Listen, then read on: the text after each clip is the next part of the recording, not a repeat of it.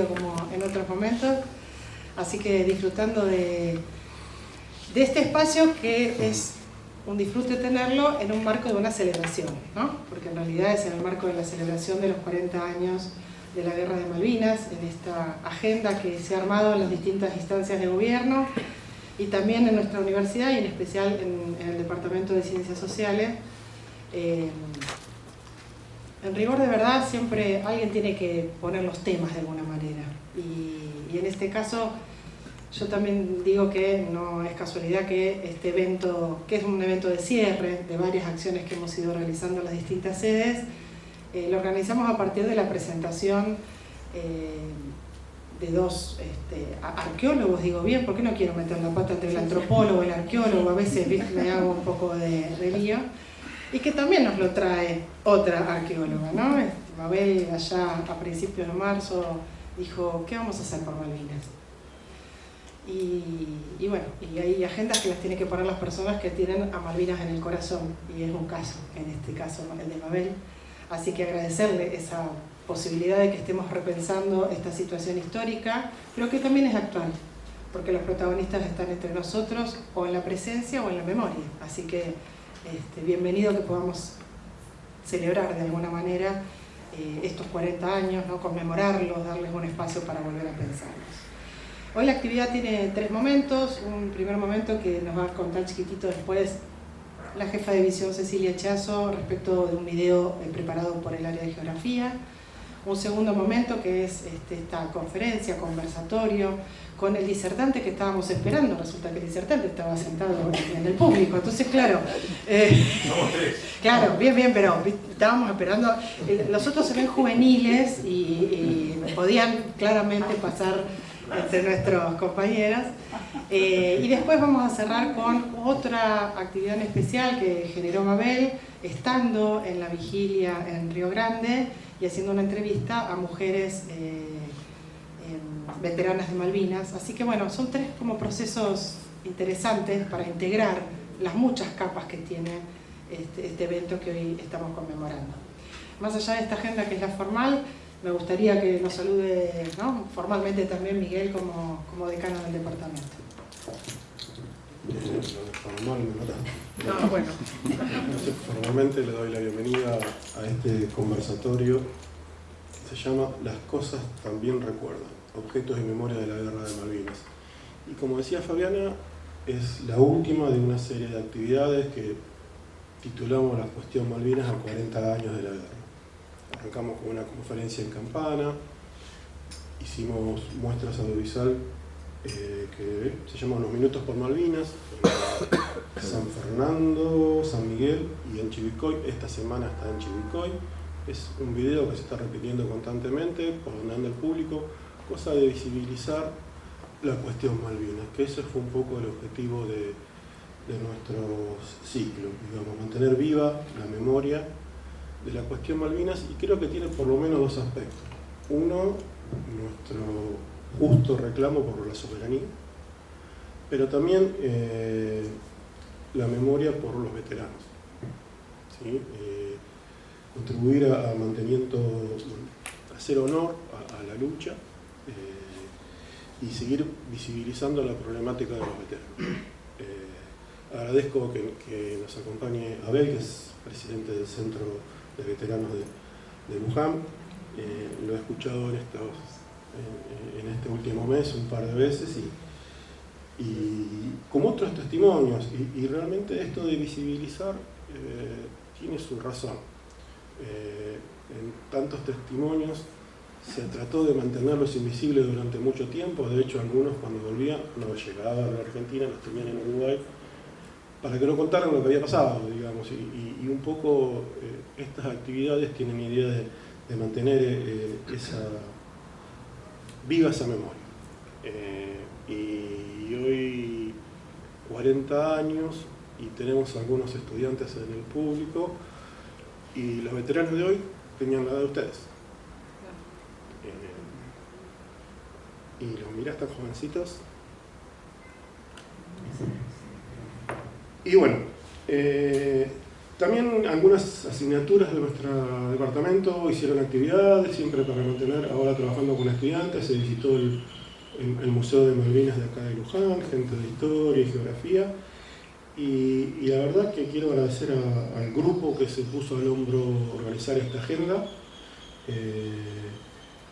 También estuvo Mabel en la radio, que ahora vamos a pasar el video, pero bueno, estuvimos trabajando en la Secretaría de Investigación, Mabel, en la Secretaría de Extensión, que ya la veo, Cristina, Cecilia Chazo, estuvo Ignacio Cabrera, que hoy le encomendamos en nuestro fotógrafo barra cameraman, Oscar Trujillo, Damián Cipolla, y Fabiana, que aparte de trabajar en la organización, fue quien se ocupó de llevar el video a todo, así que hubo siendo de Chasqui, yendo de San Miguel a San Fernando, de San Fernando, no sé si fuiste a Chivilcoy o... Digamos no, que bueno, llegó a Chivilcoy. Recorriendo todos los lugares para que nuestra muestra, y que con este objetivo de mantener la memoria, tuviera impacto y efecto en los estudiantes cuando recorran el pasillo, para ver qué es esto que estamos proyectando. Algo vamos a ver ahora. También agradecer a los directores de los centros regionales que nos ayudaron en cada lugar a mantener la memoria, la gente del museo, Julio Mena y José, y yo no puedo entender mi letra, y a Javier Méndez Moreno, que nos autorizó a reproducir el video que él armó, que proyectamos fue antes de la pandemia, Gloria y Lor, que... 19. El 19. Lo proyectamos, hicimos la presentación de ese video en este mismo auditorio, la verdad, un testimonio muy emotivo. Y bueno, y finalmente agradecer a Carlos Landa, que me entero que son 3 ahora, pero en su persona agradezco a todos los que van a acompañar para hacer esta conferencia que cierra este ciclo. Así que bienvenidos y muchas gracias por acompañarnos.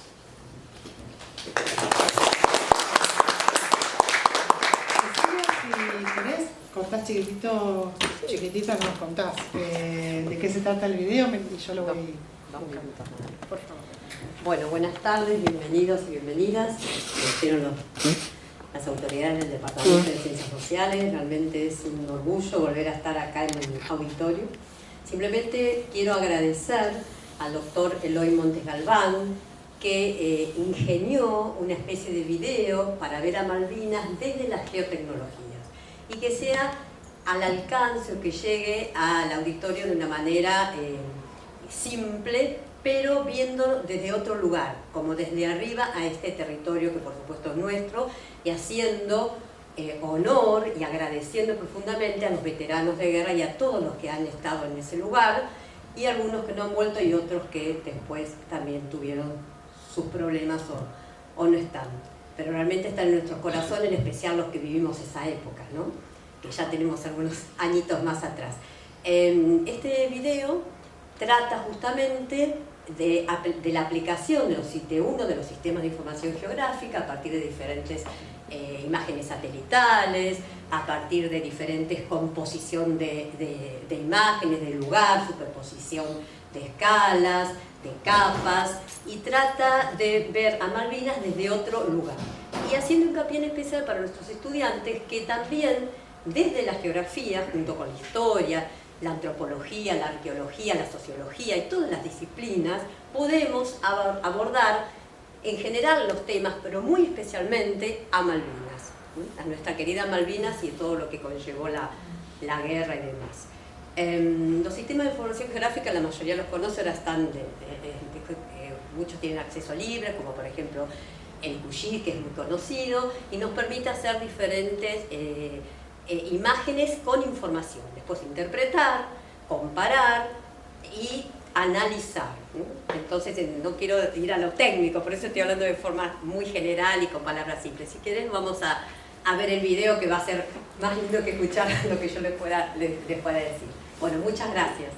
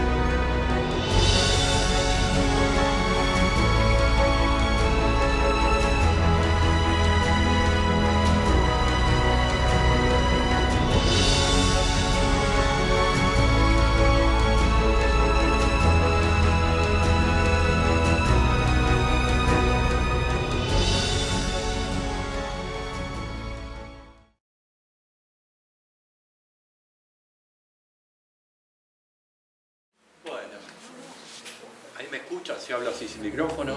Sí, ¿no? Sí, si no agarro micrófono. Bueno, sí, por ahí me pongo más afónico. Bueno, buenas tardes para todos y todas. Muchas gracias a las autoridades del Departamento de Ciencias Sociales y a las autoridades en general de la universidad. Y bueno, acá estoy acompañado, en este caso, por a quien conozco hace muchos años, por el doctor Carlos Landa, por Alejandra Reyes y por Sebastián Ávila, que es historiador. Los dos primeros son arqueólogos y Sebastián es historiador. Y a continuación de esta presentación que voy a hacer ahora, que va a ser muy breve, me voy a referir sobre todo a las cuestiones de la cultura material y simbólica. Van a hacer la presentación que se va a referir a las cosas también recuerdan, objetos y memorias de la Guerra de Malvinas. Así que al final de esta serie de diapositivas, que voy a pasar rápidamente, voy a tener una diapositiva donde sintetizo la presentación de ellos para darles paso a su exposición. Bueno, entonces acá muy gentilmente me invitaron a hacer una introducción al tema, ya que nosotros desde la Universidad Nacional de Luján creamos el proyecto de arqueología del campo de batalla de la batalla de la Vuelta Obligado, y después agregamos la Guerra del Paraná desde el año 2000, que fue el primer estudio de arqueología histórica sobre campos de batalla a nivel en nuestro país, y uno de los que después se destacó, digamos, en Latinoamérica, por lo menos que dicen algunos. Así que en ese sentido estamos muy orgullosos de haber generado desde la universidad y haber contado también con la participación de ellos en nuestro equipo de investigación desde esos años, desde hace ya 22 años, y inmediatamente después se incorporó Carlos y después Alejandra, así como otros que están presentes, como por ejemplo Carolina, que estaba acá presente, también estuvo Mabel en algún momento. Así que estamos muy orgullosos de haber generado desde la universidad este proyecto de investigación que todavía se mantiene y tiene 22 años. Bueno, esta investigación se vincula a esa batalla mítica de la historia nacional, y esa batalla tiene, como todas las cosas, aspectos, alcances de carácter respecto de la cultura, que son de carácter material y de carácter simbólico, y eso nos va aproximando también a la presentación que van a hacer ellos. Ese es el área de la batalla de la Vuelta Obligado. Hay muchas representaciones en relación con la batalla de la Vuelta Obligado, algunas francesas, otras inglesas y otras en este caso como es la argentina, esta de González Polero, realizada un siglo después de la batalla. Los arqueólogos trabajamos con ese tipo de representaciones, trabajamos con otras representaciones, por ejemplo acá esta que es de un diario francés de enero de 1846, inmediatamente después de la batalla, un par de meses después, que muestra a los franceses en sus barcos enfrentándose a una fortificación que jamás existió en la Vuelta Obligado, y con la indumentaria de la gente que no tiene nada que ver con la indumentaria de los argentinos de esa época, que asemejan más a argelinos o a árabes de esa época. Es decir, acá tenemos un enfrentamiento entre nosotros y los otros desde el punto de vista antropológico, que nos muestra ese tipo de imágenes, por ejemplo, ¿no? Trabajamos con planos, con mapas, como trabajan nuestros colegas en Malvinas. Este es un plano de un capitán que participó en la batalla, el capitán inglés Sullivan, que participó en la batalla. También estuvo en Malvinas, el capitán Sullivan, hizo varios viajes a Malvinas. Este es un plano de las excavaciones que desde el año 2000 realizamos en el área del Puente Obligado, en donde combatió la Confederación Argentina contra una alianza de ingleses y franceses, de Inglaterra y Francia, donde se enfrentó a esas primeras potencias para la época. Y accedemos a la materialidad a través de las excavaciones arqueológicas que vamos desarrollando, en donde aparecen objetos, pero también detrás de sí aparecen aspectos de lo que sería lo simbólico. Bien, acá hay un plano también general del sitio que realizó Alejandra Reyes hace poquitos años y que presentó su tesis doctoral hace poco, en el mes de febrero, acá en la UNLU. Y volvemos a la materialidad que siempre aparece y que nos diferencia en este caso de lo que sería la potencia de la tecnología bélica que tenían unos y otros, por ejemplo, ¿no? los europeos y los argentinos. Trabajamos con otro tipo de planos que realizamos en el sitio para acceder y representar esa materialidad. Planteamos hipótesis en relación con la distribución de los objetos que aparecen en las excavaciones y en algunos lugares donde hay inexistencia, por ejemplo las fortificaciones, planteamos hipótesis o expectativas de cómo podían haber estado ubicados los merlones o cajones rellenos con tierra que actuaban como una fortificación militar de campaña. En otros lugares, para acceder a esa materialidad también nos cuesta, tenemos que andar limpiando el monte, despejando el monte para plantear las excavaciones. La doctora Lanza también, que trabaja en la universidad, Matilde Lanza también trabajó desde hace algunos años en lo que sería el área del campamento argentino. Y también volviendo a la materialidad, estos son algunos de los hallazgos y imágenes que, digamos, que nos muestran el trabajo en el campo. Ahí aparece también Carlos Landa, ahí trabajando en Puerto Obligado. También trabajamos en el río, por ejemplo, pasando un sonar de barrido lateral para observar, para tratar de visualizar en el lecho del río lo que serían determinado tipo de objetos que se encuentran hundidos bajo las aguas. Y esto fue un trabajo que hicimos en el año 2016, donde participó también Alejandra Reyes, que se encuentra acá presente. Finalmente, para terminar con esta breve descripción de la materialidad a la que nosotros accedimos en el caso de la batalla de la Vuelta Obligado, hubo un hallazgo fortuito en primer lugar, cuyos 2 puntos habían aparecido en esas transectas realizadas con un sonar de barrido lateral en el año 2016, y en agosto de 2020 un pescador halló algo muy simbólico, muy significativo y muy simbólico para Vuelta Obligada, que eran un tramo de las cadenas.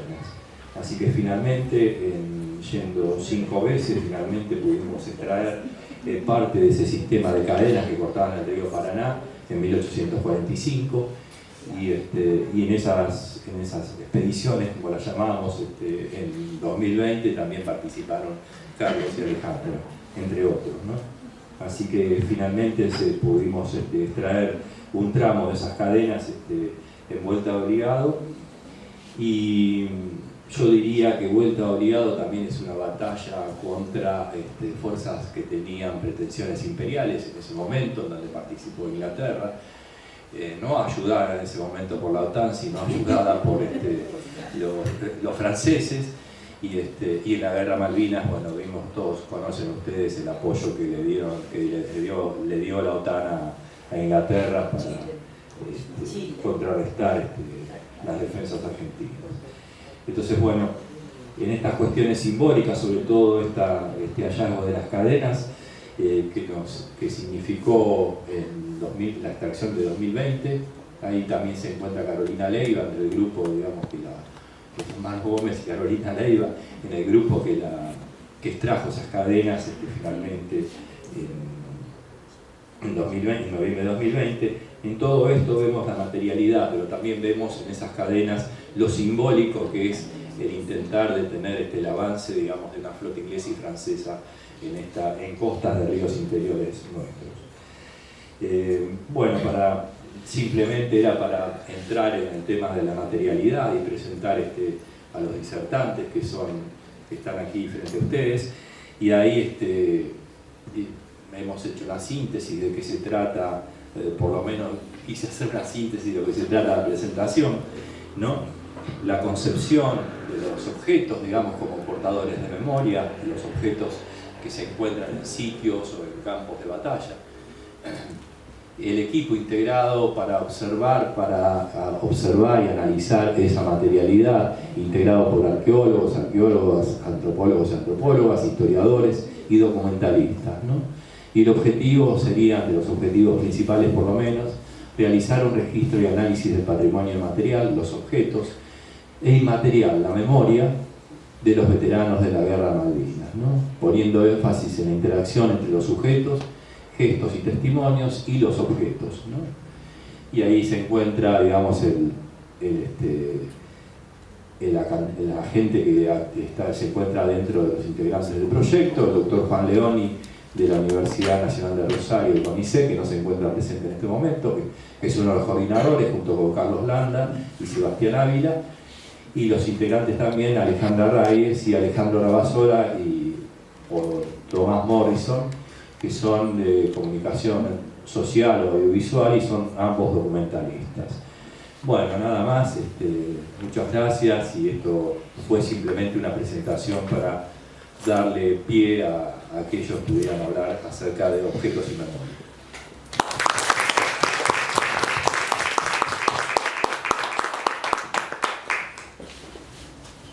Bueno, gracias Mariano. Yo también quiero agradecer al Departamento de Ciencias Sociales y a las autoridades de la Universidad de Luján. Y a riesgo de ponerte de evidencia, Mariano, quiero decir que Mariano es muy modesto, pero viendo los paralelos que hay entre el caso de Obligado y Malvinas, y siendo parte de la investigación de Vuelta a Obligado, y que no hay otro en Latinoamérica, y hasta me atrevería a decir en Estados Unidos, de la calidad de la producción, y que ha sido una verdadera escuela de campo arqueológico histórica en Argentina. Entonces yo quería destacar esa trascendencia.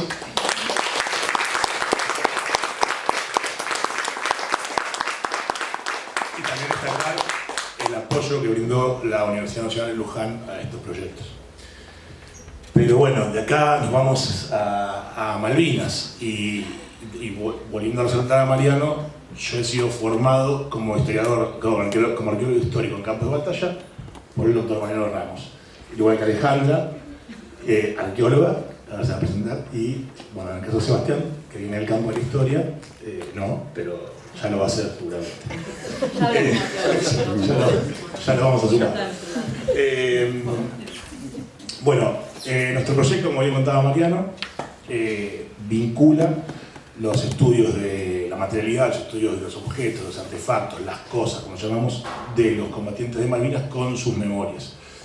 Y como todo proyecto, tiene una génesis o un mito de origen que va Sebastián a contarnos, porque él es un poco el responsable de que se haya armado un equipo de investigación que denominamos Equipo de Arqueología Memoria de Malvinas. Bueno, buenas tardes, gracias también por la invitación. La verdad que estamos muy contentos de estar en la ULU. Si querés, Ale, ¿querés pasar al siguiente? Bueno, como decía Carlos, hay un primer mito de origen que siempre me toca contar a mí, a esta altura ya se lo saben de memoria los que trabajan conmigo. Pero bueno, básicamente tiene que ver con un viaje que realicé a Malvinas en el año 2020, en enero de 2020. Yo viajé a Malvinas con ningún objetivo en particular más que conocer las islas, porque me interesaba mucho la temática y la estudiaba.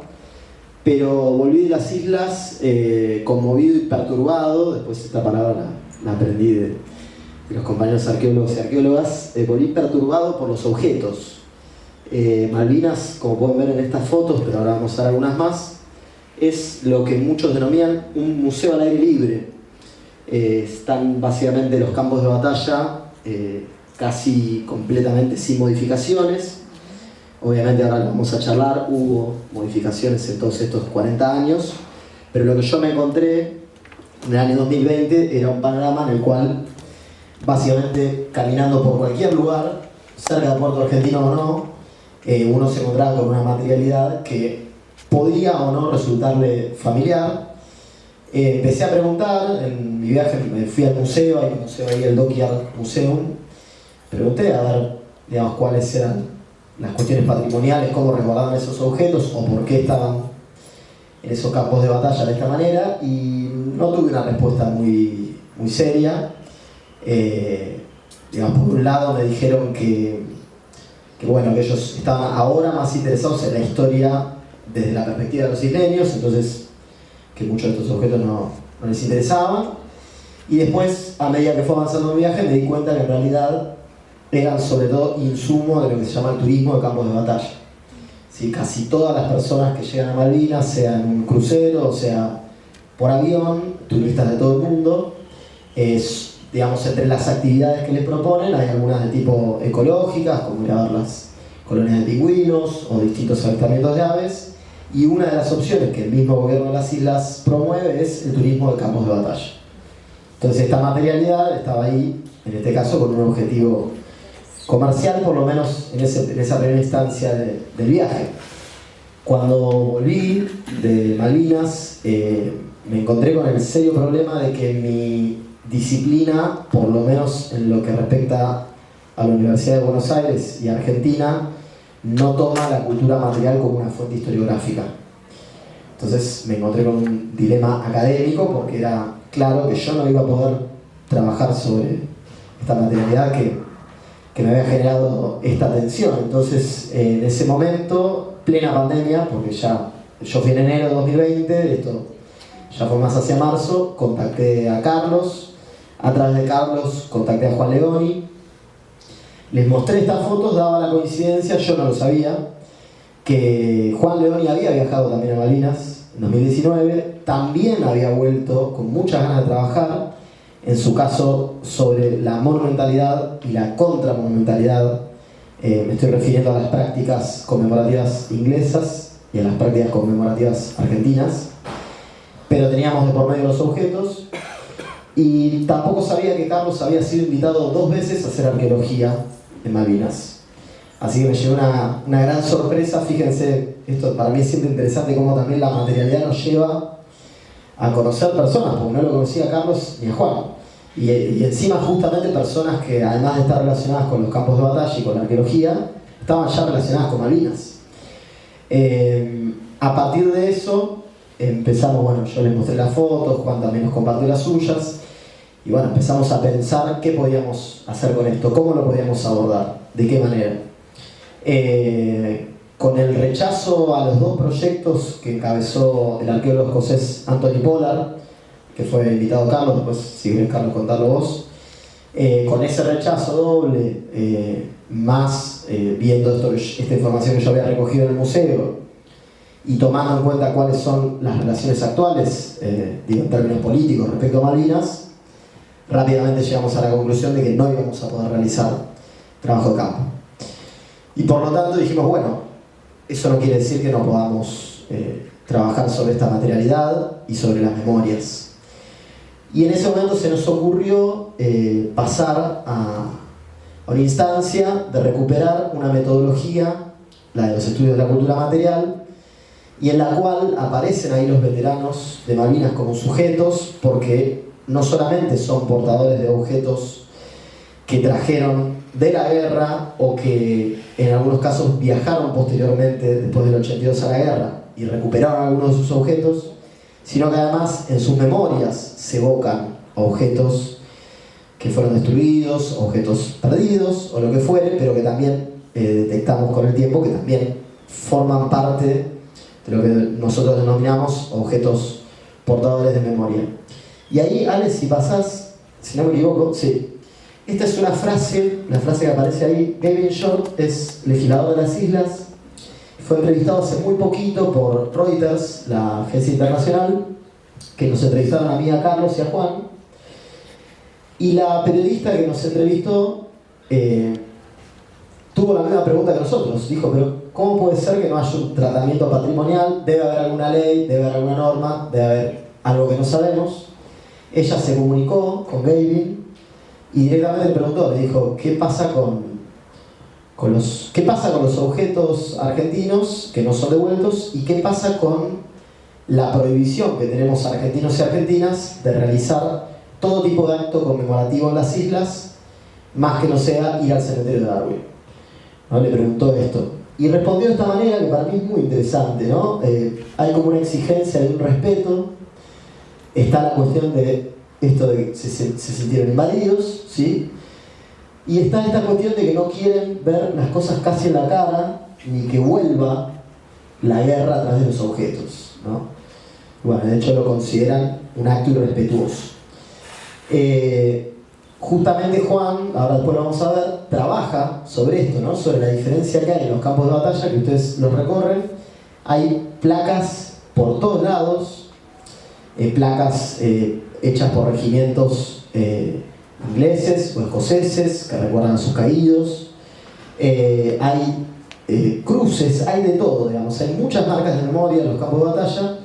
Y todas las veces que argentinos o argentinas intentaron hacer algo similar, rápidamente son quitadas, ¿sí? Y esto les digo, no lo vamos a ver ahora, pero han intentado de todo. Han intentado desde poner placas en cuevas completamente escondidas, digamos, todo tipo de contramonumentalidad, y sin embargo son halladas por los isleños y luego retiradas. Bueno, esta fue la respuesta de Gavin, que un poco viene a colación de lo que estábamos diciendo, ¿no? De estas dificultades, en principio, para esta pregunta de si se puede realizar una arqueología de la Guerra de Malvinas. Bueno, esa es la pregunta primordial que nos hicimos con Sebastián, y a partir de ella y de las vicisitudes y los escenarios políticos actuales empezamos a diseñar una estrategia metodológica para poder dar cuenta de ella. En primera instancia, Mariano contó recién, muy escuetamente, pero muy con contundencia, un campo de batalla es un sitio especial para la arqueología, para el trabajo arqueológico.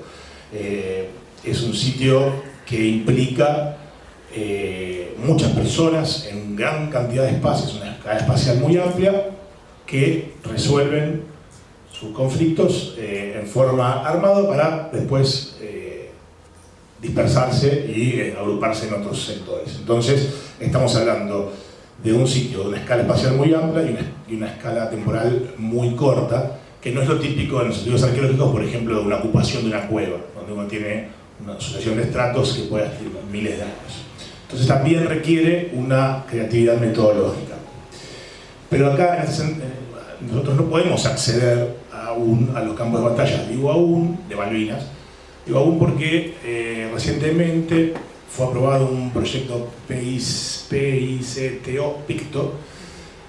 no recuerdo a los guerreros de Escocia del Norte, ¿no? Pero un proyecto PICTO a cargo de la doctora Rosana Buber, una antropóloga que ha trabajado en tema Malvinas desde el año 85, ¿no? Si no me confundo, y ese proyecto contempla hacer un estudio con una contraparte británica en los campos de batalla. Así que existe la posibilidad remota para mí, yo sigo siendo tanto pesimista, ojalá que no, de poder hacer un estudio en conjunto en Monte London y en el Monte Tumbledown, de la cual vemos fotos. Esta de London. Esta la sacaste vos, de Esta de London. London, sí. Bueno, esto ya lo expliqué. Bueno, para eso hicimos una revisión de antecedentes de trabajos arqueológicos hechos tanto en las islas como en la Patagonia, ¿no? Tierra del Fuego y sobre Patagonia. Y los estudios arqueológicos históricos son escasos. En el caso de las islas, contamos con los estudios de Robert Philippot, que básicamente se centró en los asentamientos ocupacionales del siglo XVIII, sean españoles o sean franceses o ingleses. Una arqueología de la casa del gobernador o sitios domésticos vinculados con esos asentamientos. Por otra parte, también hubo una serie de lo que denominamos arqueología de rescate frente a modificaciones o construcciones, obras en las cercanías de Puerto Argentino. Se hallaron asentamientos de las tropas argentinas del 82. También hay un estudio de la Segunda Guerra, un sitio de la Segunda Guerra Mundial, el Bennett Paddock, y recientemente, ahora hace poquitos días, el equipo de la Universidad de Glasgow, a cargo del doctor Pollard, que hablaba hablaba Sebastián, ha hecho su primer trabajo de campo en Tumbledown, haciendo lo que es una prospección pedestre con registro superficial, utilizando distintas tecnologías. Previo, un análisis desde la geotecnología. La verdad el video que vimos hoy es fantástico. De hecho, nosotros contamos en el equipo con el doctor Luis Coll, que fue formado por el doctor Musay, y bueno, Sonia Lancelotti, fue compañera nuestra también. Bueno, los ingleses, los escoceses en este caso, que son un tanto los referentes europeos de la arqueología del conflicto y de las batallas, ya han hecho su primer trabajo de campo en un campo de batalla de las guerras de las Malvinas. Pero bueno, otras prospecciones, en este caso marítima, fue la infructuosa investigación del año 2003, realizada por National Geographic, en la que participaron arqueólogos argentinos, entre ellos Amaro Argueso, que aparece en las fotos de un disfrazado, es un buzo de primer nivel, pero está de uso en la foto de Monstruo Mariano, Vuelta Oleado. Pero bueno, debido a cuestiones climáticas no pudieron dar cuenta del Belgrano. Y en el caso de Tierra del Fuego, hay estudios arqueológicos históricos en las misiones anglicanas que tienen una estrecha relación con las Malvinas desde la segunda mitad del siglo XIX, a cargo en principio del pastor Thomas Bridge, que hacía viajes entre el canal de Beagle y las Islas Malvinas. Un pequeño estudio que hizo la doctora Vivian Jason en la base aeronaval de Río Grande, unas estructuras que estaban enterradas, y luego, vinculado también con Malvinas, los estudios de arqueología marítima o subacuática realizadas en la ría del Lisiado, del naufragio o el pecio Swift, hundido en 1770, donde la tripulación británica rescató lo que pudo de ese naufragio, estableció un pequeño campamento y se vieron ante la vicisitud de ir hacia Buenos Aires o hacia Carmen de Patagones. No, ni siquiera Carmen de Patagones no existía todavía, hacia Buenos Aires, siendo británicos y siendo por lo tanto enemigos de la corona española, o navegar hasta Malvinas con botes construidos con los restos del naufragio, cosa que hicieron y llegaron. Esto lo que nos llevó a preguntar es entender la guerra de Malvinas en un contexto histórico y espacial mucho más amplio, en donde actualmente existe una cortina de hierro política a la hora de poder investigarlo de forma integral. Eso también lo vamos a ver un poquito en la charla. De hecho, bueno, lo vamos a ver ahora. Me voy sorprendiendo. Esto que mostramos es algo muy reciente. En la revista Science Advance, lo dije bien, siempre lo digo mal por eso, se publicó un trabajo a cargo de un equipo de investigación de la Universidad de Maine, de la doctora Hamley, en donde postula un poblamiento prehispánico desde las Islas Malvinas, lo cual integraría un programa político mucho más complejo y mucho más variado e interesante. Pero, hablando de esta cortina de hierro, el trabajo cuenta con evidencias poco sólidas para sostener esta teoría, esta hipótesis, y cuenta también con un claro ejemplo de colonialismo intelectual entre tantos otros. Los arqueólogos norteamericanos que trabajaron en Malvinas no citaron ni consultaron la vasta producción que tiene la arqueología argentina fueguina desde hace 40 años, en la que Mariano ha contribuido con sus trabajos en el sitio Túnel, ni por supuesto tampoco a las comunidades originarias de Tierra del Fuego. Y estas evidencias, que es una punta elíptica ya en 1979 por un pastor isleño, un fogón con una datación cercana a 1400, un zorro doméstico, un conjunto de huesos de animales marítimos, sean pinípedos o lobos marinos, pingüinos muy adentro de la isla, lo que para ellos es evidencia de un descarte de piezas de caza, han sido criticadas por colegas argentinos. Mabel pasó un escrito de Luis Orquera, pero también de la gente del CADI, como Francisco Sangrando o Angélica Tivoli, Angie, pero es Angélica.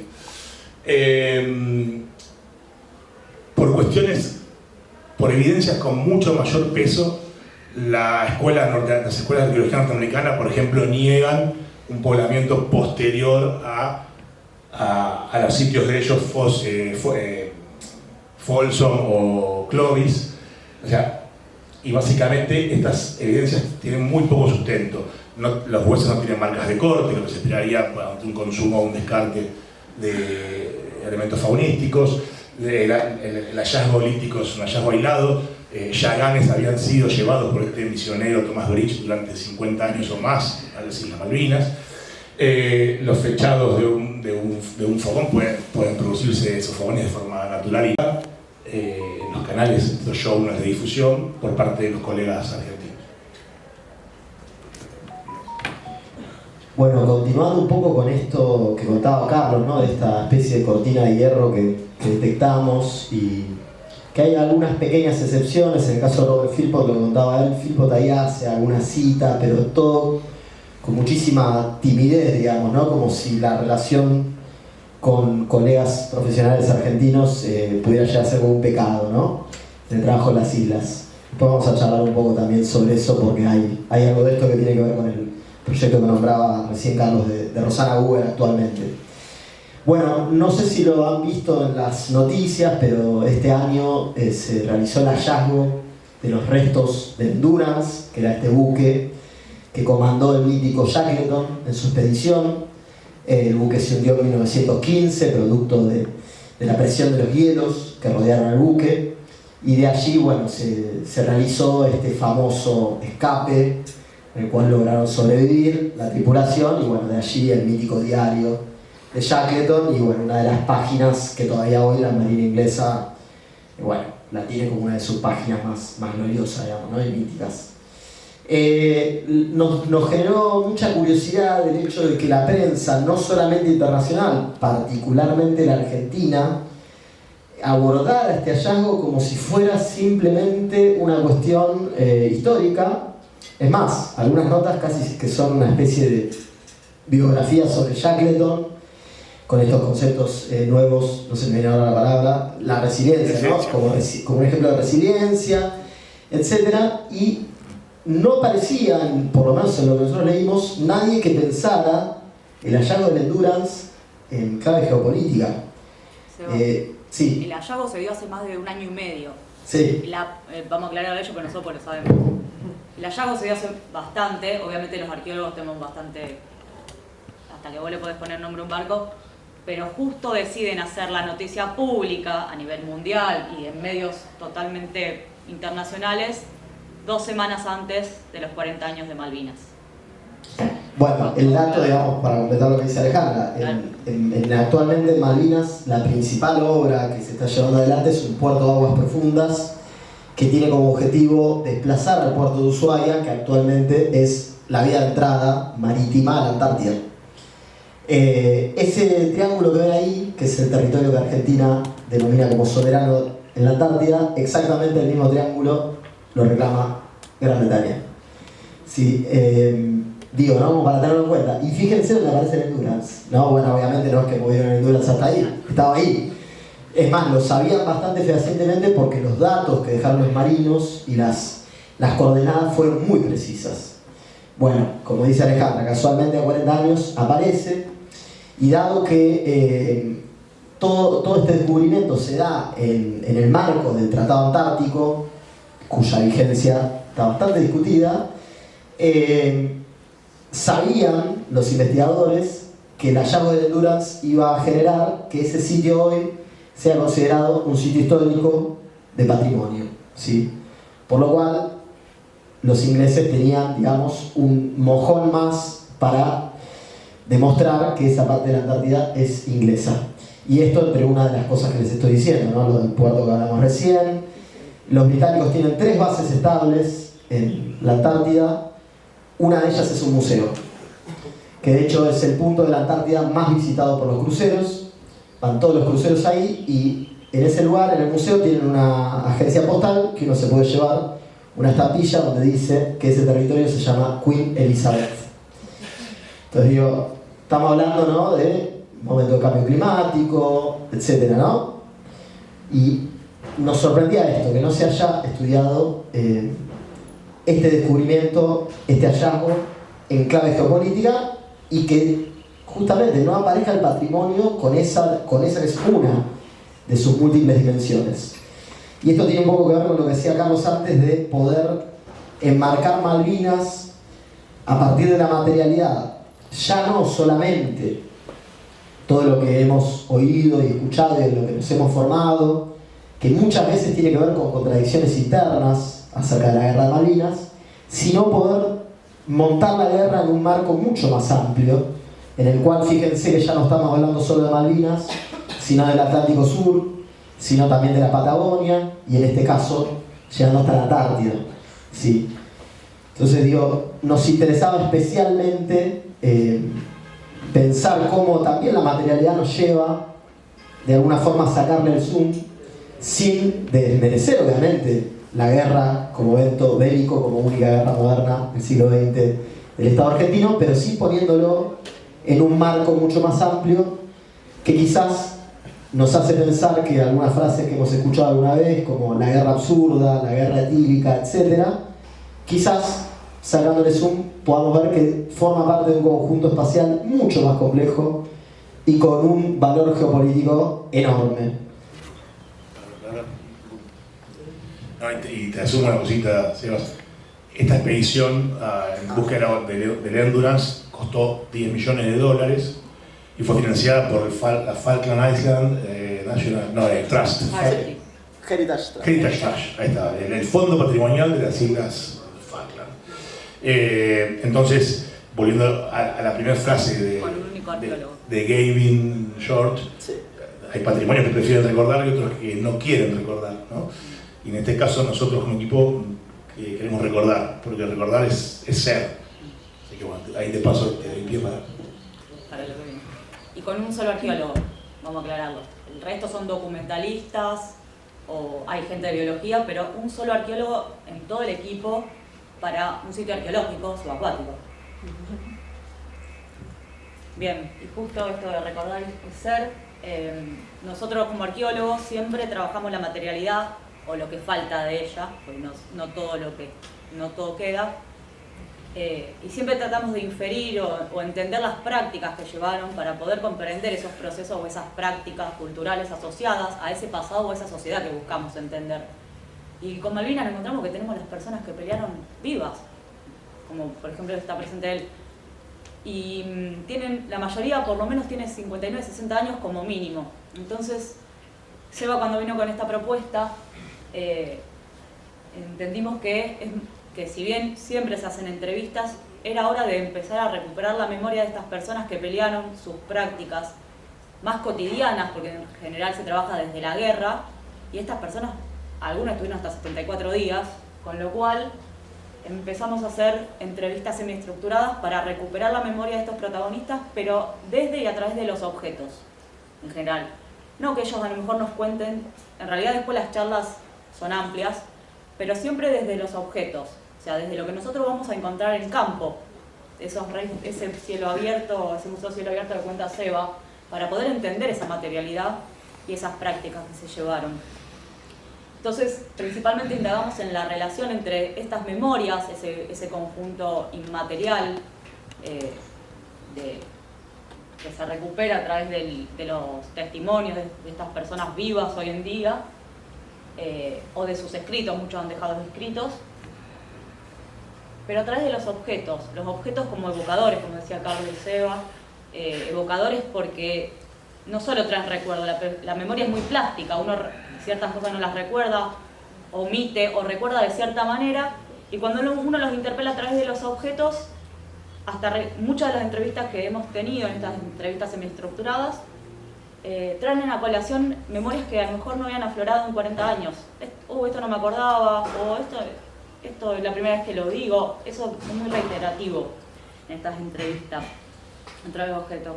Este, por ejemplo, es el primero que entrevistaron ellos, que es un médico, que su casco está pintado por su padre en el momento que se iba, que en realidad no era anestesista, fue como tal, pero no me acuerdo, era ginecólogo, pero bueno, sabía hacer. Entonces, cómo su propia profesión se fue cambiando y cuando el padre se entera que le toca ir, le pinta el casco, y fue la única vez que lo vio llorar al padre, por ejemplo. Cómo él trae el casco y empieza a traer. Ellos son de Luján, por ejemplo, y de estos testimonios encontramos que la mayoría de los veteranos tienen un museo en la casa, un pequeño lugar de culto. La mayoría de los objetos que trajeron de las islas o no pudieron traer, porque hay muchas cosas que le han quedado allá, o incluso que han ido a tratar de recuperar, los tienen en cofres, en altares, en vitrinas, incluso hacen museos completos como el que está acá. Entonces ahí te das cuenta cómo los objetos que nosotros vivimos a través de la materialidad, para todo usamos los elementos, cómo nos interpelan y cómo están cargados de cuestiones simbólicas, ¿sí? Pues nos han contado de objetos que son un reloj que no funcionaba, por ejemplo, pero el reloj se lo había regalado el padre. Entonces, cómo esos pequeños elementos, o una medallita que no tiene ningún... funcionalmente no te va a salvar en un momento, en una de estas vivencias extraordinarias que les tocó vivir, pero sin embargo, esa medallita se la había regalado la abuela, que se la tenía que devolver cuando volviera. Ese tipo de elementos que son la relación que tienen esas personas con sus seres queridos, con sus pensamientos en estos contextos.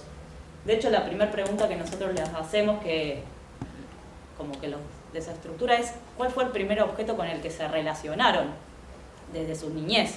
Ni siquiera nos referimos puntualmente a Malvinas. Y se ponen a pensar y se acuerdan de los autitos o de los caballos o la pelota, muchos, pero empieza a generarse un lazo. Yo vine a hablar de la guerra. Sí, como, ¿de qué me estás preguntando? Porque en realidad nos interesa cómo ellos ven a los objetos, cómo se relacionan y qué importancia también les dan, ¿sí? Hay muchas personas que en las oportunidades de volver van a buscar un objeto particular y vos decís, te estás arriesgando, porque obviamente cuando ellos van, los isleños no permiten este tipo de acciones, que ahora vamos a entrar, esto que Seba contaba de la monumentalidad y la contramonumentalidad, o van a recuperar tierra, o van a encontrar su posición nada más y dejar asentado algo para poder cerrar un ciclo, a veces, como dicen ellos, y cómo lo van interpelando, y en ese conjunto es esa recuperación entre los objetos como materiales, con lo que clásicamente trabajamos los arqueólogos, y esos vestigios inmateriales, que son los más ricos, pues son los que le dan sentido y contenido a esos objetos que han quedado en los campos de batalla. Estos son ejemplos, por ejemplo, son fotos de Seba, de la cantidad de elementos que hay, y como muchos de ellos, por ejemplo, Seba siempre cuenta lo de las zapatillas flechas, que como un mito, que en realidad decían que fueron a pelear con zapatillas. No, eran en general el momento de estar cómodos, de poder sacarse los zapatos que estaban mojados y ponerse otro tipo de calzado, y que han quedado en los campos de batalla, diseminados totalmente. Casualmente, Ale, hoy se publicó justo un artículo, justo cuando estábamos llegando, sí. Se publicó un artículo en la revista de Arqueología Histórica sobre la zapatilla flecha, que fue el primer trabajo que se me ocurrió escribir cuando volví de Malvinas.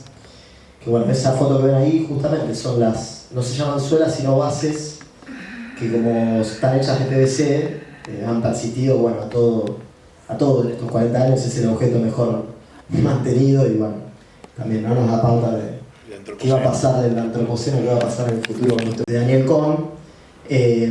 Digamos, a partir de esa lectura, ¿no?, del veterano como víctima, en particular los conscriptos, la materialidad empezó a servir como insumo para reforzar esa visión de la guerra, esa lectura de la guerra. Y en muchos, sobre todo cuando empezaron a surgir las redes sociales y aparecían estas fotos, mucha gente lo que hacía cuando veía esta foto decía: ah, ¿vieron? Los mandaron en zapatillas. Entonces reforzaba esa lectura de la guerra. Como decía Alejandra, en el artículo que me tocó escribir, investigar, me enteré que en realidad las zapatillas flecha forman parte de lo que se llama el calzado secundario. El calzado secundario lo tienen todos los ejércitos y las fuerzas armadas del mundo a partir de la Primera Guerra Mundial y de las experiencias en los campos de batalla, en particular con el pie de trinchera. Todas las fuerzas armadas incorporaron un calzado alternativo secundario para lo que decía Alejandra. En el caso de una dolencia, por ejemplo, torcerse un pie, romperse un tobillo, etc. O a veces cuestiones que tienen que ver más con el mantenimiento del pie, justamente en un contexto de muchísima humedad, se podía cambiar del primario, que era el Borsegui, a la zapatilla Fletch. Pero tiene que ver, yo creo, un poco con lo que decías vos, Ale, que es esto, ¿no? Es de qué forma también podemos utilizar los objetos como insumos en la batalla interpretativa sobre la guerra. ¿En qué fue la guerra? ¿No? Esa pregunta, ¿qué fue la guerra? ¿Qué pasó en Malvinas? A veces los objetos funcionan para un lado y para otro, también puede funcionar para el lado de pensar que fue una gran gesta y que no hubo ningún error y que todo funcionó perfectamente. Pueden funcionar para cualquiera de las interpretaciones. Perdón que te corté, Ale. ¿Hay algo? Venía yo. ¿Te ajusta la mano con el video? Sí. Nos ahorra. Me quedo un poquito con lo de atrás igual. Una cosa que reflexionamos continuamente en el equipo es esto de ese pasado reciente, o que nosotros consideramos tan reciente, no deja de ser un pasado, y todo pasado es un lugar de extrañeza. Y tenemos que abordarlo, y tenemos que amigarnos y llegar. Eso nos parece fundamental. Y bueno, después el rol del patrimonio de clave política como cualquier otro insumo, ¿no? Y el arqueólogo, nosotros en este caso, que no estamos acostumbrados a trabajar con una memoria tan vívida como puede ser la de un enfrentamiento bélico, la de un combate, que estamos acostumbrados a trabajar con los restos distribuidos en el espacio, con documentos históricos, con memorias tal vez transgeneracionales sobre ese conflicto, pero la fuerza del testimonio de un combatiente es algo que es muy fuerte, estar enfrente, escucharlo, y eso es algo que también tuvimos que aprender a manejar como entrevistadores, que realmente afecta. Yo muy soberbio, siempre nada, no me va a pasar nada, después de un par de entrevistas quedaba un poquito dañado, y es algo que tenemos que trabajar dentro del equipo también. Yo era re sincera, en todas yo lo chicos. Porque sí, es muy fuerte, porque te cuentan experiencias tanto de muerte como de vida o de supervivencia, entonces, no. Bueno, esta filmina, la verdad que la presentación de los estudios geotecnológicos y de detección y sensores remotos que tuvimos al principio, no hace falta explicarla mucho, pero existen antecedentes previos arqueológicos con este tipo de estudios, sistemas de información geográfica, sensores remotos diversos, análisis de estudios de imágenes satelitales de distintas instituciones. Se aplicaron, por ejemplo, a estudios de campo de batalla de la Segunda Guerra Mundial, como Peneliu, o estudios de batalla de la Primera Guerra Mundial, como en el caso de Turquía, o como en el caso de Cuba, por los norteamericanos, para estudiar las guerras de independencia cubana. Entonces, frente a la imposibilidad, en una primera instancia, de poder hacer algún trabajo de campo, in situ, como decimos nosotros en las siglas, un primer diseño de investigación desde los sensores remotos nos parece totalmente perfectible, y de hecho, sabiendo todo lo que vimos hoy, con Luis podríamos también contactar al doctor Gusay y su equipo para ajustar herramientas metodológicas. Bueno, este es un video que... Sí, es un poco, lo hicimos un poco como un ejemplo de posible aplicación de estas herramientas, se parece un poco a lo que ya vimos, pero en este caso lo hablamos recién con Carlos, antes de la presentación, quizás tiene lo específico de que, si bien, como decía Alejandra, nosotros cuando vamos a entrevistar a un veterano, hablamos de una diversidad de objetos, hay objetos de tipo civil, hay objetos de la posguerra, como son las medallas o los títulos que otorgan distintas instituciones. Estamos hablando de una guerra. Y acá aprendimos, porque no lo sabíamos, aprendimos de los que vienen antes que nosotros, en particular de Rosana Huber, que la guerra en sí como evento bélico, los combates, momento de lo propiamente bélico, no había sido abordada, al menos integralmente, por parte de las ciencias sociales. Entonces también cuando empezamos a pensar en todas estas herramientas, en un momento dijimos, bueno, hay que pensar también qué pasó. ¿Qué pasó en las batallas? Por ejemplo, es el Monte Longdon, donde fue la batalla más cruenta de la guerra, donde combatió el Regimiento 7, la sección B, con las tropas de los paracaidistas británicos. Y este es un pequeño ejemplo de lo que se nos ocurría con otras herramientas que ahora vamos a ver, para poder empezar a entender el evento bélico que concluye.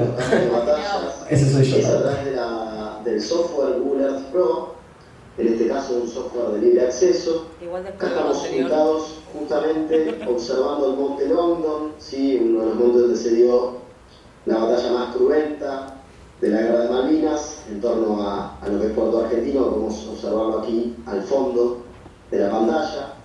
Y este software nos va a permitir primero este modelo de elevación digital básico, que puede complementarse con imágenes satelitales de alta resolución, que nos van a permitir de esta forma tener una visión con mucho más detalle del cerro y por ende poder utilizar las herramientas de COCOA, en este caso pensar las avenidas de aproximación, los obstáculos y otro tipo de variables que nos puedan ayudar a reconstruir esta batalla, como así también con un mayor detalle reconstruir las posiciones argentinas, como decía recién, las vías de aproximación que tuvieron las tropas de paracaidistas británicos en este caso, y por supuesto, bueno, todo el detalle del terreno, en este caso la altura, como podrán ver aquí abajo en la pantalla que se observa, ¿sí? Y las distancias también que pueden medirse entre sí. Bueno, como decíamos antes, es parte de uno de los distintos abordajes que, como decía Carlos, se nos ocurrieron sobre todo ante estas imposibilidades de realizar trabajo de campo. Aún realizándolo, igualmente lo vemos hoy como una posible combinatoria que podría, al contrario, podrían sumarse, podrían combinarse y volverse más complejos los abordajes. Esta línea de investigación también es algo tradicional en lo que es estudios militares, se han abordado por militares o los arqueólogos también lo estamos trabajando, que es por la abreviación de sus siglas, que es COCOA, que es entender el terreno donde se enfrentaron o los puntos de abastecimiento, o sea, todo un complejo desde el punto de vista militar, o sea, el planteamiento real de cómo fueron o lugares que se enfrentaron, donde se toman un montón de parámetros, ahora no me acuerdo cómo son las siglas, pero se toma el abastecimiento, la logística. Cobertura de fuego, vías de aproximación, obstáculos y alguno que otro, son 5, pero bueno, es entender el campo y acá también es otra cosa que... No, lo que permite es una forma de análisis militar, es entender las decisiones tácticas en el campo por parte de los contendientes. Pero para eso es un requisito haber hecho un análisis espacial exhaustivo por medio de las técnicas analíticas y los instrumentales que vimos en el primer video, como paso previo también a un trabajo de campo. Todo esto se va a integrar, incluso, de hecho, me ganó de mano en el cambio, se integra también con la información, con los documentos históricos, con la cartografía histórica. Los sistemas de información geográfica, por ejemplo, permiten generar capas, lo vimos también en el video, con información cartográfica de distintas épocas, por ejemplo del siglo XVIII a 1982, para apreciar en la diacronía cambios en el paisaje, sean naturales, sean antrópicos. Entonces, más la sumatoria de los testimonios aparte de arrojar información en torno a los aspectos humanos de la guerra, también arrojan información en cuanto a aspectos espaciales, ¿no? Dónde estaban las posiciones, qué es lo que se veía de una posición, ¿no? Lo que el sujeto puede apreciar. Imaginémonos que tratar de dar cuenta de una batalla implica en realidad una batalla para cada sujeto que participó, entonces hay que aunar todas esas informaciones para tener una mirada más global. Y un detalle con esto. Hola. Un detalle con esto interesante que también aprendimos un poco de Rosana Huber es que esto un poco nos fuerza a regenerar una relación que en algún momento se quebró y que es muy entendible que así haya sido en Argentina, entre las ciencias sociales y las Fuerzas Armadas, que justamente, ¿no?, reponer esto a través de sistemas que son utilizados por los militares, y no solo eso, sino en el caso del proyecto que contaba Carlos antes, que de posible aplicación en campo, nosotros estamos pensando ir a Malvinas, a estos campos de batalla, junto a la presencia de veteranos de Malvinas, que además muchos de ellos continúan siendo militares y además se han convertido además en académicos, porque han hecho sus carreras doctorales, sobre todo en la Universidad de Defensa, y también en otras. Y es un poco también, nos fuerza a reponer ese vínculo, que obviamente en momentos de postdictadura es entendible que no se haya vuelto a regenerar, pero que sí, para entender un evento bélico es indispensable, ¿no? Es como si tuviéramos que investigar esto que hablamos recién, ¿no? Subacuático y no tuviéramos usos, digamos, ¿no? En este caso es una mirada muy específica que evidentemente la necesitamos. Sí, ahora he leído también, lo va a explicar mejor que yo, igual después. Bueno.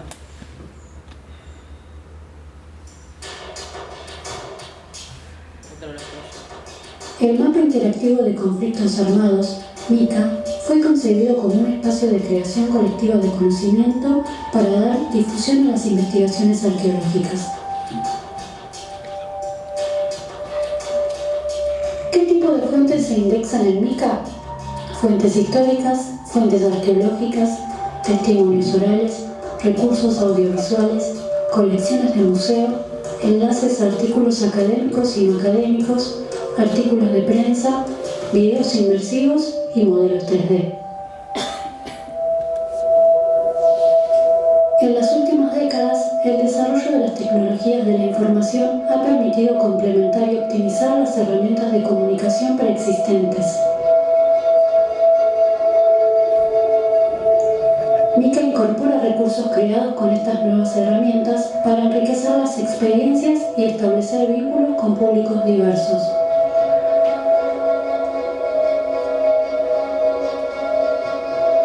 Asimismo, se busca aprovechar la virtualización de la información para masificar el acceso a los recursos disponibles sobre cada sitio indexado.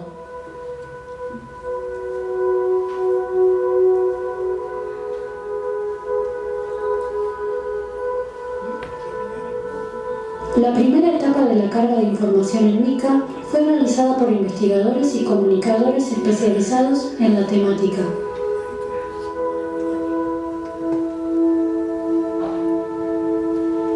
El mapa consta de localizaciones puntuales. En cada punto destacado se describe brevemente las circunstancias específicas del hecho histórico y se indexan los enlaces a artículos académicos y contenidos audiovisuales que profundizan y exploran ese lugar o acontecimiento bélico. La siguiente etapa consiste en habilitar la carga de información por parte de ciudadanos interesados e investigadores externos al proyecto. De este modo, se busca fomentar la activación del patrimonio arqueológico y prevenir su expolio.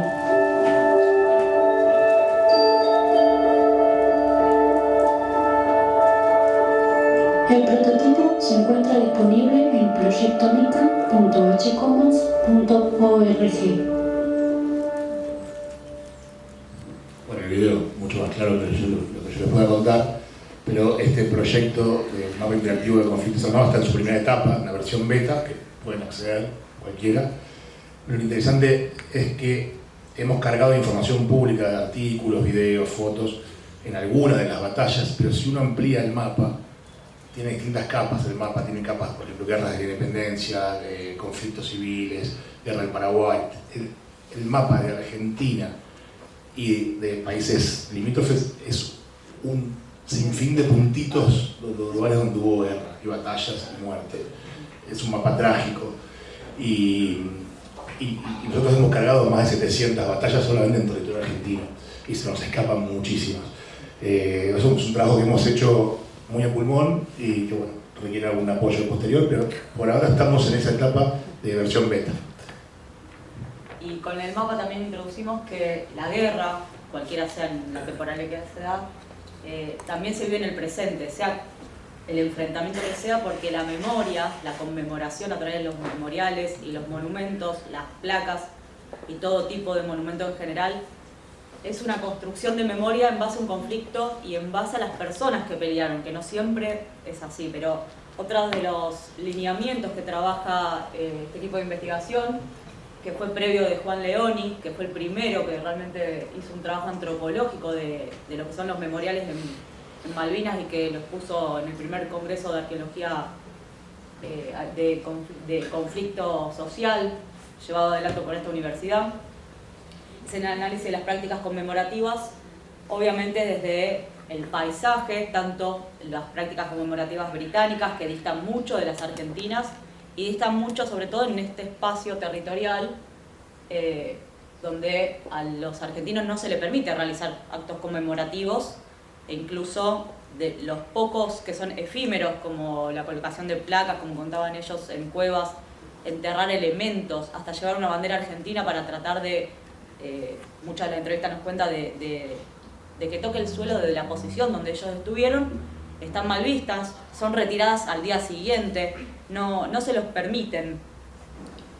Y mientras que los británicos tienen una tradición enorme, producto de hace muchos años, miles de años que combaten, sean con la corona británica o previo en su territorio, que son prácticas institucionales, es desde el Estado de Gran Bretaña que instaura las formas en cómo tienen que conmemorarse esas batallas o esos enfrentamientos, que son oficiales, que son grupales también. La mayoría de las conmemoraciones argentinas o estas prácticas, como le decimos nosotros, son individuales o de pequeños grupos que vuelven a sus posiciones o vuelven al lugar de sus seres caídos o sus compañeros caídos, y que bueno, no se mantienen en el tiempo, o sea, el Estado isleño no lo permite. Y también no son formales, no es el Estado argentino como Estado el que realiza las prácticas conmemorativas en las islas, sino que son las personas como individuos, como personas excombatientes o parientes de caídos. Y la única práctica real conmemorativa es el cementerio Darwin, que también a través del trabajo en este lugar, por ejemplo, se recupera la memoria y las personas a través del equipo de antropología forense argentino, que a través de la exhumación de cuerpos no reconocidos, ha reconocido 119 personas, sumando a los 109 conocidos, y que de esos soldados caídos, enterrados, los objetos que portaban esas personas han sido restituidos hace muy poquito a las familiares, en un acto conmemorativo que no fue muy poquito, justo antes de los 40 años, devolviendo, aunque sea los objetos que portaba esa persona en el momento que fallece, que no es poca cosa para una persona que perdió un hijo, un marido, un primo, un ser querido. A lo mejor era simplemente una placa Identificatoria. Dale. Bueno, ¿se entendió? O si portaban algún tipo de elemento, porque obviamente muchos fueron requisados, caídos en el campo, obviamente por una práctica cotidiana de la guerra que inmediatamente termina el enfrentamiento, todos los que quedan en el campo de batalla van a recuperar objetos que sienten de valor, entonces es muy normal no encontrar las placas identificatorias. Sí, totalmente trabada, perdón. Pero bueno, cómo estas prácticas se contradicen en sus formas. Y también hablar de que esta recuperación de memoria a través de los memoriales no es ingenua, es política, tiene una intencionalidad. Obviamente, qué se quiere recordar, cómo se quiere recordar, a quiénes se quiere recordar puntualmente. Expresan pensamientos políticos e ideológicos pugnando por ese pasado, que en este caso no ha pasado tanto tiempo como nos pasa a los arqueólogos que trabajamos generalmente del siglo XIX para atrás, pero que pugnan por un pasado, por la verdad de ese pasado. El concepto de verdad para este tipo de prácticas, los memoriales son los que los instauran, que sabemos que la verdad es subjetiva, tiene un fin político, y esto no excede a eso. Entonces estos son parte de las fotos, estas son de Juan, de que son el contraste entre la monumentalidad británica y la argentina, efímera contra algo instaurado, fijo, institucional y grupal. Y esta es la última línea. Bueno, ya para ir terminando.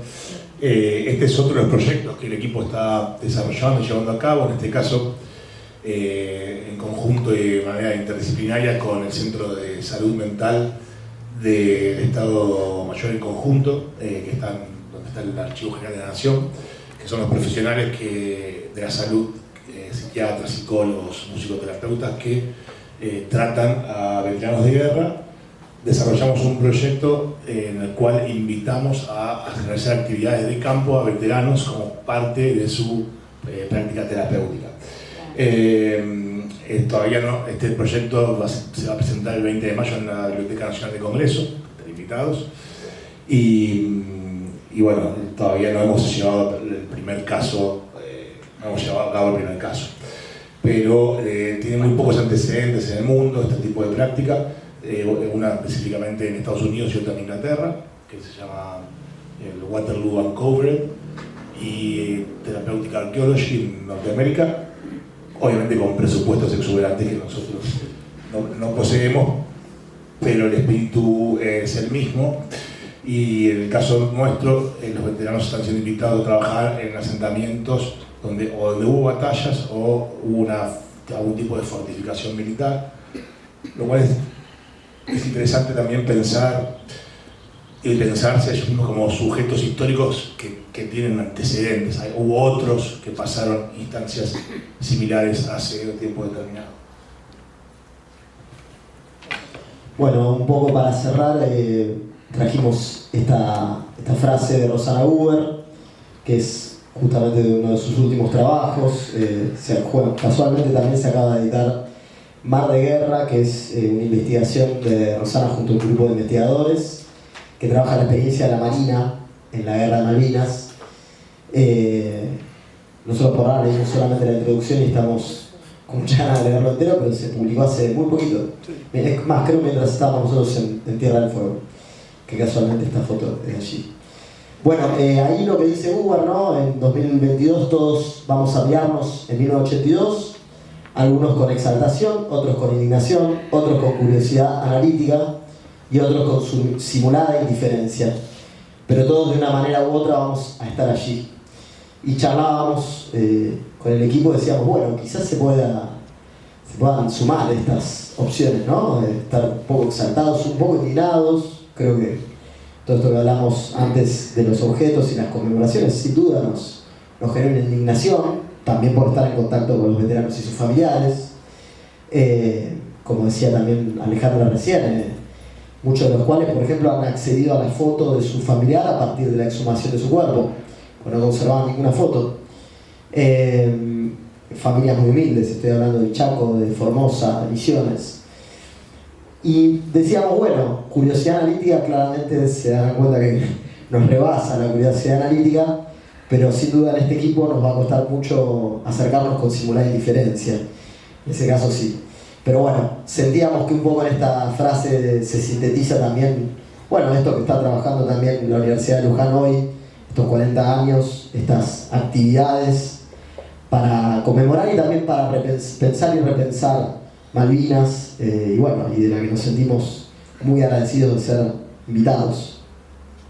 Gracias. Perdón. Si nos quieren seguir en las redes, con esto que hablamos antes de la parte de la transferencia, ¿no? De cómo vinculamos nuestras investigaciones académicas con el resto del mundo que anda por ahí afuera y que no le importa el concepto de cultura material, cómo nos vinculamos, ¿no? Y entonces creamos un poco estas redes, que también nos ayuda mucho el equipo de audiovisual que nombraba antes Mariano, porque ellos tienen otra mirada, justamente desde la perspectiva de la comunicación, y allí vamos compartiendo semana a semana distintos fragmentos de las entrevistas que realizamos a los veteranos, estas 50 entrevistas, y bueno, también a veces compartimos estas charlas, a veces compartimos la historia de algún objeto en particular que nos resulte muy significativo, muy importante, así que bueno, los invitamos a los que quieran sumarse. Gracias, ¿no? Bueno, podemos abrir un espacio de preguntas y... ¿Le paso directo? Ah, bueno, pasamos entonces.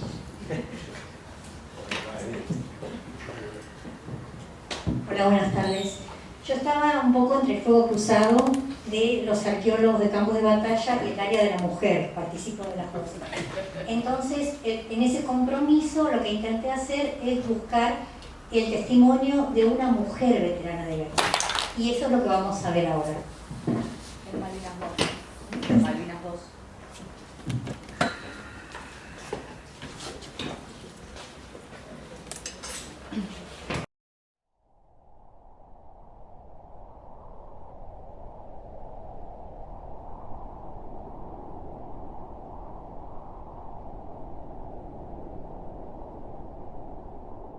Viajamos a Río Grande para participar de los actos conmemorativos del 40º aniversario de la Guerra de Malvinas. Allí asistimos al conversatorio organizado por la Secretaría de la Mujer, Género y Diversidad del municipio y más tarde pudimos conversar con la interlocutora de ese evento, la veterana de guerra Silvia Barrera. Nuestro objetivo era dar a conocer a la comunidad lujanense la participación de las mujeres en el conflicto y brindarles nuestro reconocimiento por su valor y patriotismo. En el 2 de abril se recuperan las islas, empieza una tarea diplomática para tratar de no llegar a la guerra. Entonces ahí cruzan 3 señoras que tenían parientes y familiares en las islas y en Inglaterra, entonces se encargaron de hacer de enlace con los isleños y el personal militar que estaba en las islas en ese momento. Así que ellas 3 están reconocidas como veteranas de guerra junto con nosotros porque estuvieron en las islas. Después hay una enfermera que se llama Liliana Colino y ella cruzó con un Hércules a recoger heridos y volvió al continente. Por eso también está reconocida junto con nosotros. El resto de las chicas son 6 chicas que son personal de la Marina Mercante, que estaban en distintos barcos, cada una tenía distintas funciones, pero como estaban dentro de las 200 millas de exclusión, entonces están consideradas veteranas de guerra. Ellas son enfermeras, manejaban los radares, decodificaban los mensajes, así que ellas están en la resolución con nosotras, y nosotras 6 somos instrumentadoras quirúrgicas. Llegamos a Río Gallegos y nos encontramos con que nos habían mandado sin un papel que dijera que íbamos a Malvinas.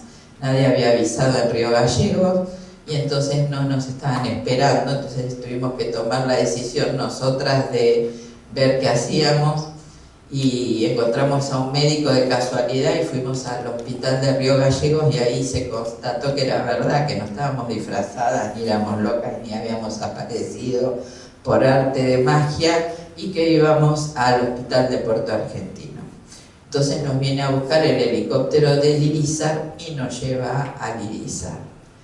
Ahí comenzó nuestro problema porque los hombres no esperaban ver mujeres, había llegado el mensaje militar, llega personal de sanidad de ejército y no habían puesto que éramos mujeres.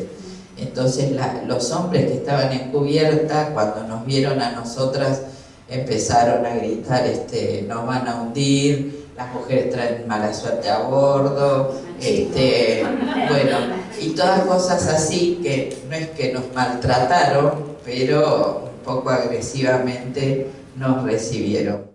Mi papá me había regalado una cámara de fotos antes de salir con 10 rollos de fotos. Entonces yo le iba sacando foto a todo porque él me dijo, vos sacale foto a todo porque sos la que va a mirar lo que yo no puedo ver. Nosotros sufrimos nuestro bombardeo a la media hora de llegar. Esa rutina fue todas las noches bombardear. A la mañana se recogían los heridos, se los llevaba al hospital de Puerto Argentino.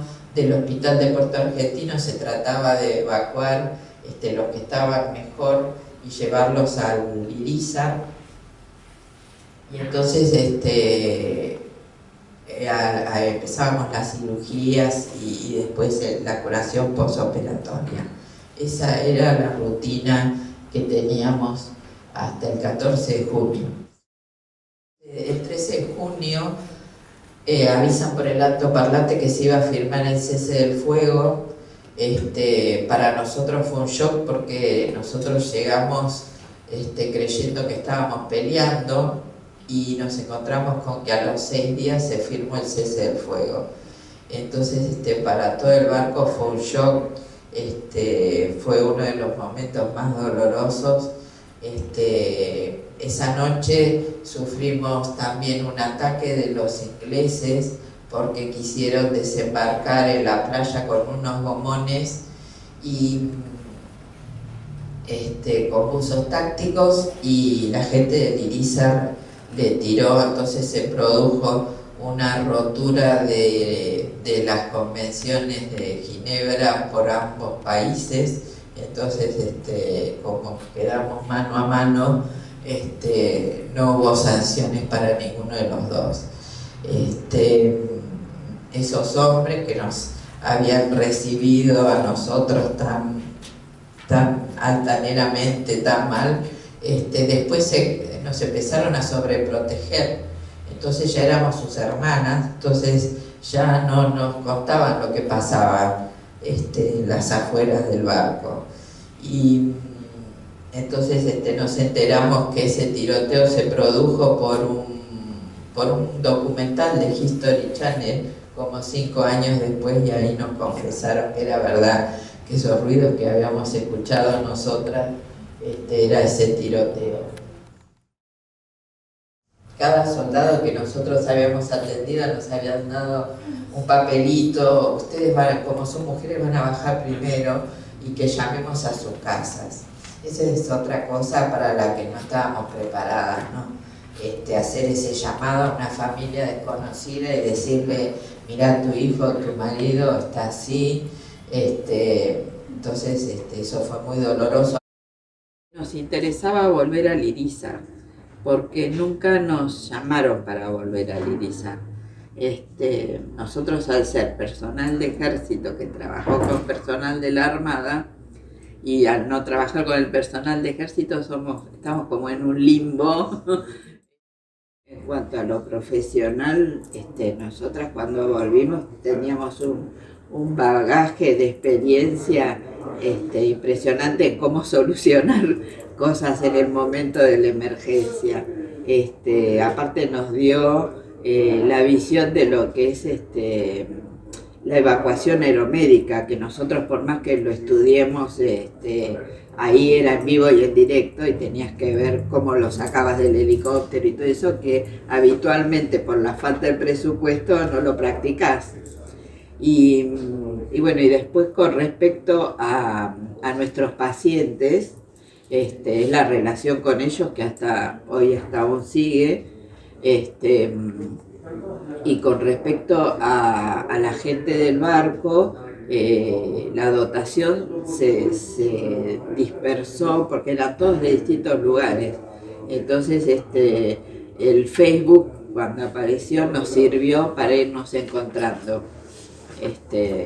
Y creo que eso hizo que volvamos a hablar de lo que habíamos vivido, y bueno, y el lazo con los veteranos es impresionante. No importa en qué lugar estuvo, viste, cuando empezás a hablar con algún veterano es distinto que hablar con otras personas. Bueno, sabemos que el papel de la mujer en la historia fue muy invisibilizado, incluso en la historia de los combates, en la historia de las batallas. En la Universidad de Luján damos clases a alumnas que deben tener tu edad cuando te embarcaste. ¿Qué les dirías a ellas, futuras historiadoras? Bueno, que averigüen, que se interioricen sobre el papel de la mujer. Por ejemplo, yo que después empecé a investigar a las mujeres del mundo, la primer mujer médica muerta muere en Vietnam, una médica, y tiene su medalla al valor en combate, y recién se le entregaron a la familia como 10 años después que había muerto ella. La primer mujer de la Legión extranjera, como no la dejaban pelear, hacía de ambulanciera. Y bueno, todo eso hay que investigar, leer, ¿viste? Bueno, y yo me dediqué a buscar a las otras veteranas del mundo.